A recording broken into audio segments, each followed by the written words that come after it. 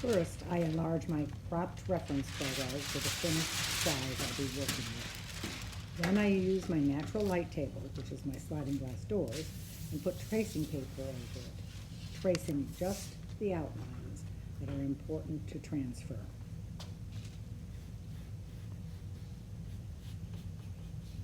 Once this is done, I flip the paper over and remove the photo, tape the tracing paper back up onto the sliding glass door, and chalk the back of it.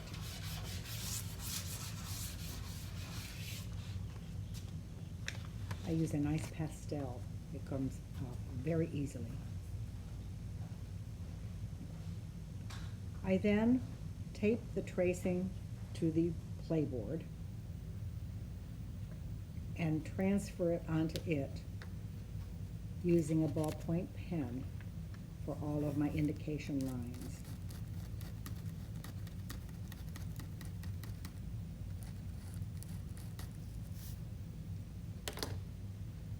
When I'm finished doing that to all of the marks that I feel are important to follow, I remove the tracing paper, and then the dark areas are inked in first, as well as the background, which was airbrushed on before I started in with all of the darks.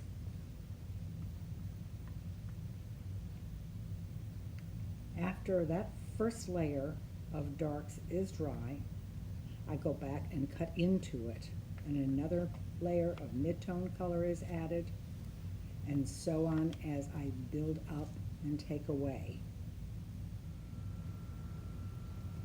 You can see some of the Pitt pen markers that I use. I lay them all out before I get started so that I'm sticking with the same palette throughout.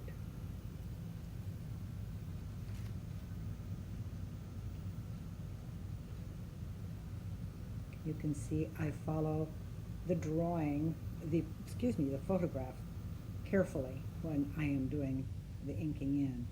And now you can see the intense cut that goes back in. And then more color is put into these white lines.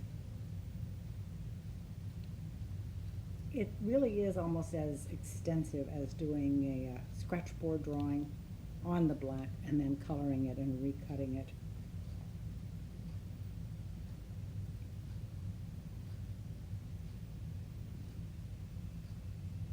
The same drama is there, just not on black.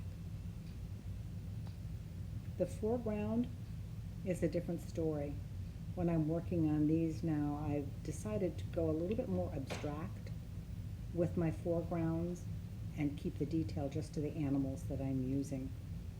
So you can see here what I've done is just use a quick scumbling type of drawing with my markers as a brief indication of where all the sagebrush was in the front, and then slowly doing less and less and less detail all the way down to the bottom of the piece. And here it is. Wild horses couldn't keep me away.